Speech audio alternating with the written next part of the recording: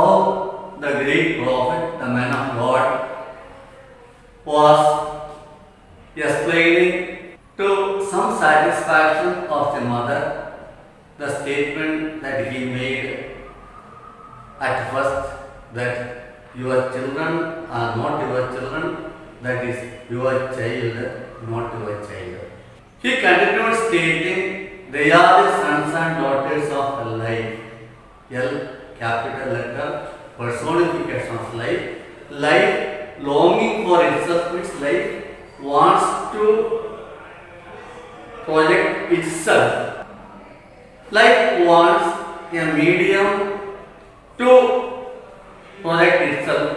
Parents are just a medium in the hand of life, just like this chalk piece is a medium on my hand to write on the board. Whatever I write, the quality of the handwriting on the board doesn't go with the chalk piece, goes with me. So you are just like the piece of chalk. The credit of whatever is written there goes to the one who is holding it. In the poem, the personified life. And the prophet has given instructions to the mother that her duty, what she must, she should, she ought to do is to lavish love on the child. The child should be lavished with love. With that love, only the child can flourish the life. To some extent, the development, the unfolding of the innate talents in the child is proportionate to the love lavished by parents on their children.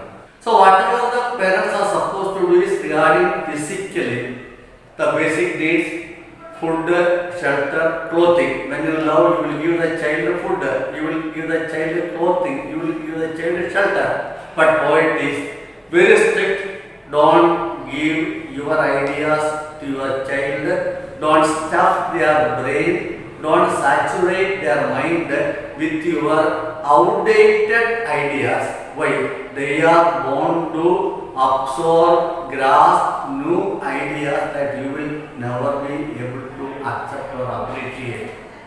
So finally he gave in that season of advice. You strive hard to be like them, never make them like you. I have given you examples in the last class. How to strive hard to be like them. They are carefree, they are happy, they are open to receive any new idea. They don't have any prejudice in their mind. A child so innocent has no prejudice. Mind is so free, no prejudice in their mind.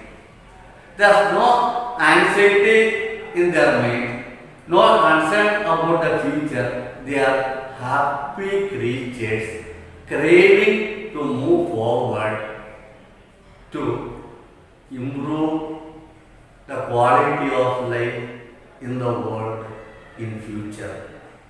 I give you the example of Tagore, give you the example of great William Blake, who in the Poison Tree has beautifully brought out the idea how our thoughts for someone else would remotely control their lives, both negative and positive. That's why we, just for example, so we always love to get good wishes from all our benefactors because we believe the good wishes extended to us will go a long way in our life. Why do we celebrate marriages, inviting all possible people for the simple reason not to give them meat such one thing, they all wish the couple, wish you happy married life. That wishes will go a long way. Why do we invite people when we arrange housewarming? They come, they wish the owner of the house, wish you every happiness, progress, prosperity in the house, and that will go a long way in the happiness of the household. So that how our thoughts, how our good wishes or even bad wishes can remotely control the lives of the people. So the prophet, the man of God, is advising the mother, try to be like the child, never try to make the child like you. You are always worried, you are always anxious, you are always caring. That is bad. Be happy in life. In happiness, we bloom just like the flowers bloom. Now, never give your idea. We are saying that now we are coming to the first part is over. Life is personified. Second part of the poem, the poet is advising the mother to be like the child. Don't make the child like you. Lavish your love on your child so that the child could flourish in life just like a plant that is blossoming. Never prune it. Cut it. Now, the best part of the poem comes. You have to pay attention to it. This part you will understand easily because what we are going to do, what Khalil Gibran has written is all about the game you have played as children. The game that is so popular, so famous, so much woven into the mythology of our culture and civilization. The Mahabharata, the Ramayana, all you find it. You have the great archer Arjun. You have all played the role of Arjun by becoming archer. Fasting for children. These three words, archer, bow, and arrow. The game you have played. How Gibran has crafted this concept into the poem that he has written on children. For us, very easy to understand it. For Westerners, for whom he wrote the poem mainly, for them it would be a hard nut to crack, very difficult to understand. I don't think American boys play bow and arrow. We know it, we have played it, we shoot the animal, we do birds. Now, I told you in the beginning, life gets different meaning by the end of the poem. First, we have seen life has been personified. Now we find that life is synonym for God. Synonym for God. God is the life giver, Brahma. Brahma gives life. So he is the archer. He is the life giver. He is holding everything. He is controlling everything. This universe is in his palm. He is holding the arrow and the bow, and he is holding the arrow on the bow, aiming it at a distance. That distance is the future. That distance is the future where the child has to reach. That's what I told in the previous class, that omega point, that ultimate. Every archer would be holding the arrow on the bow and pulling it back, pulling the string back. When he pulls the string back, the bow will bend. You know it, the bow will bend.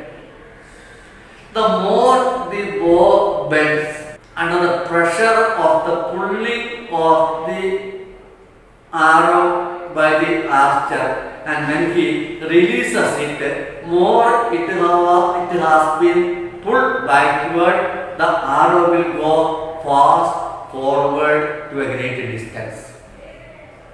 Here, bow are the parents. Arrow is the child, archer the god, life giver is holding the bill on the bow, that is keeping the child with the parent, keeping the child with the parents, and advises to strive hard.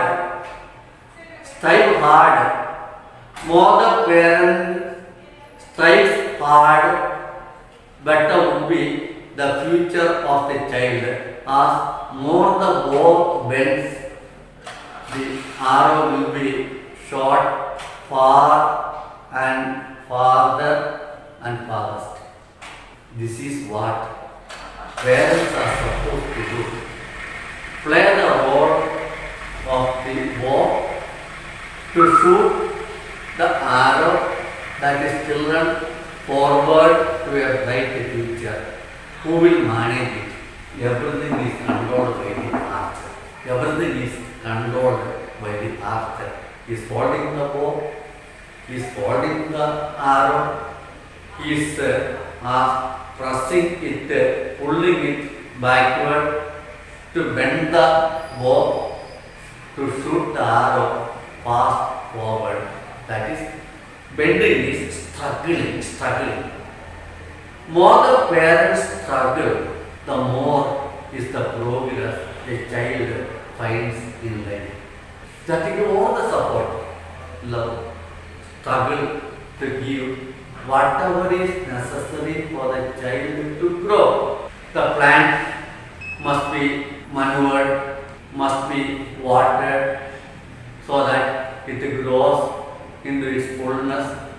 It gives flowers, it gives fruits. But once the plant prunes the plant, it doesn't flower. Without flower, it doesn't give fruit. You shouldn't do that work. Don't control the children. Give them freedom to grow to their maximum potentialities. Support it, never block it. So this thought of Ibrahim was fascinating for the people of his time, and the prophet, the book of 26 poems, where his philosophy, his ideas, his Sufism, his religion, all were included, called Gibranism, became so popular, so famous in America, to the extent, again I said to the extent, Americans called him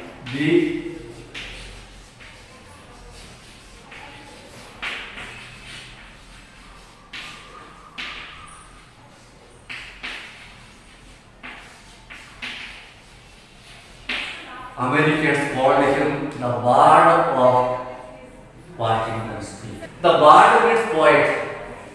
In English literature, if you simply say the Bard, it is understood Shakespeare. The Bard on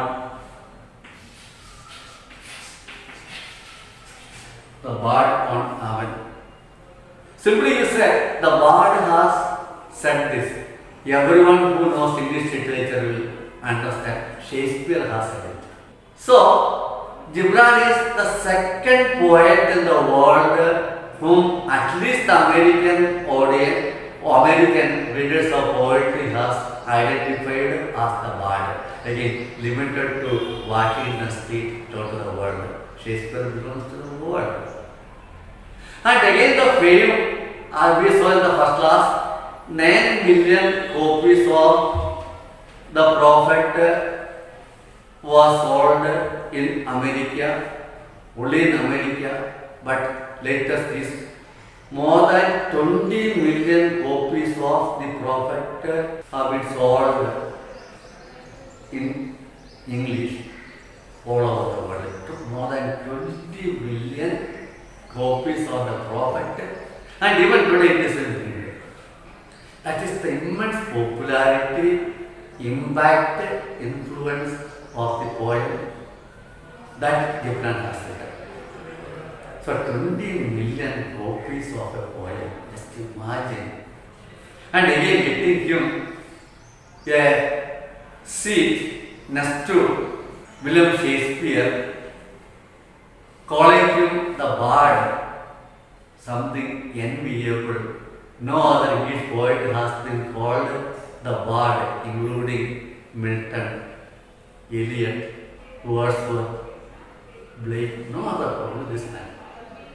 So that is the impact, influence of Gibran in the English speaking world, especially in America. So what is more important here? This archer imagery. What is the archer?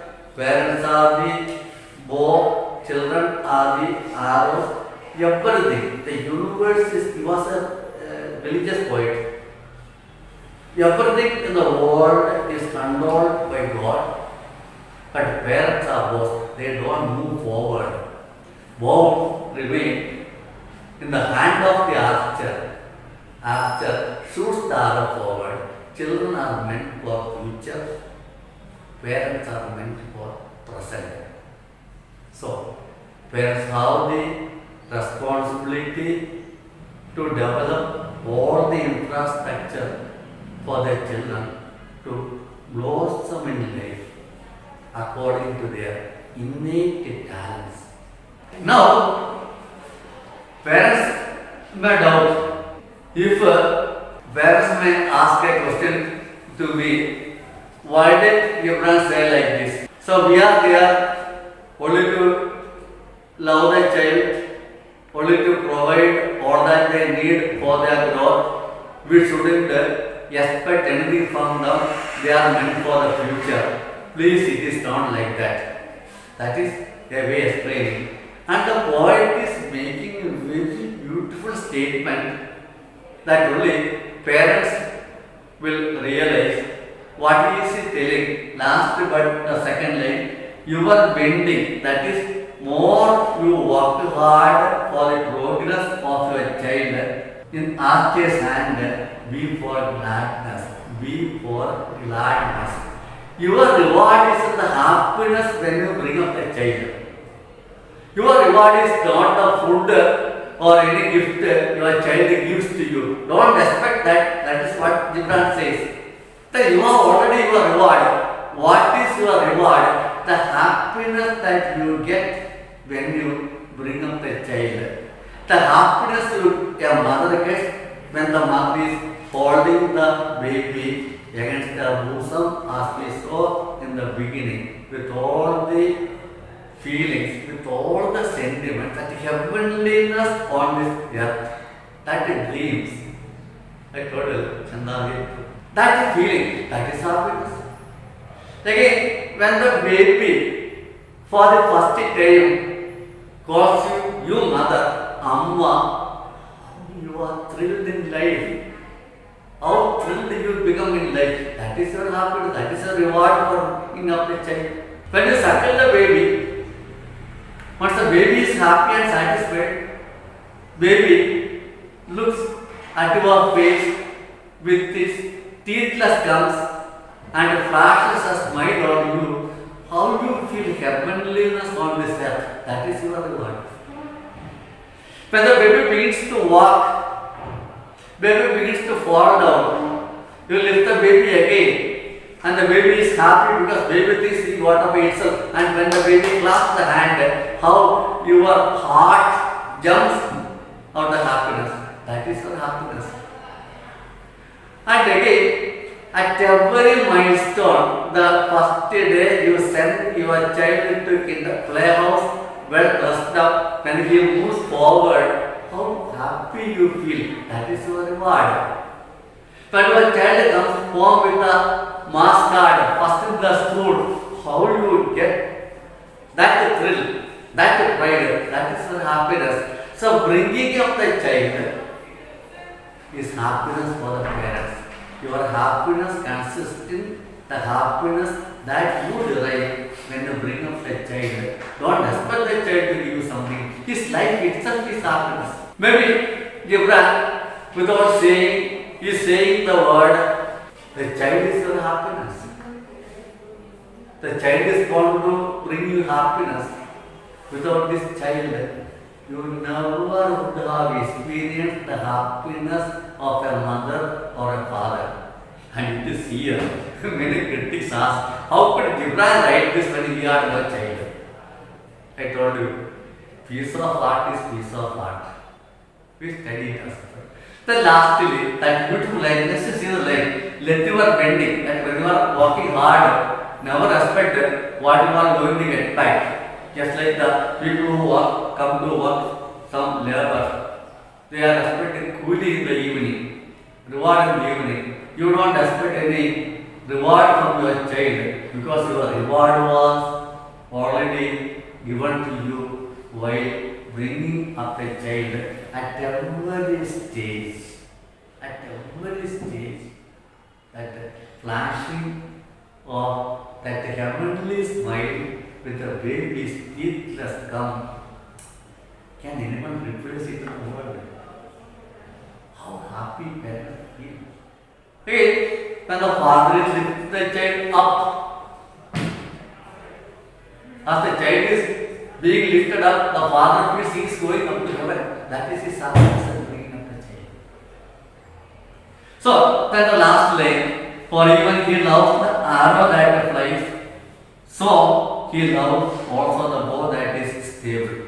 So don't think God is partial. Don't think God is partial. Till now, all that is said is in favor of the child.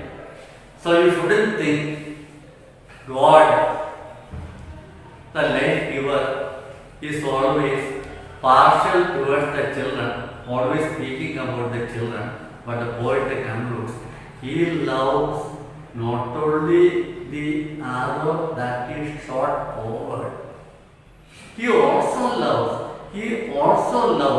the bow that he is holding, the bow that he has used to shoot the arrow forward. So in that wide spectrum, God has a plan, both for parents and for children. Each one in their respective field have the responsibility. The reward of the parent is the happiness the parent gets while bringing up a child. And Gibran is one who enjoyed it. Gibran's parents couldn't do it. Two great ladies did it. Two great ladies. One is Peabody, other is Pascal. How the generosity of those people developed Gibran to the stage. A Lebanese boy. So this poem on children remains an inspiration to all the parents who understand it. Some days I had experienced some parents come and fight with me for teaching this poem. After they study the poem, children don't obey us. That is different. That is different. So the concept. He doesn't say children shouldn't take care of the parents. He doesn't say that. What he says, parents have to take care of the children. Once you take care of the children, automatically they will take care of you. So here we come to the end of our second poem on children. So beautiful poem. The most important aspect in the poem first is parent-child relationship, how it is sustained, life, how the equation, finally the responsibility of the parents towards the children, and lastly he is bringing the very beautiful metaphor from archery. Archer, bow and bill. God the archer holding everything, taking aim. That is, God has planned the future of the child. He is aiming. Archer would be always aiming at the omega point. What he says, no parent should block it. That is the responsibility of the parents. Hope you understood something, at least more you will understand when we discuss. Thank you.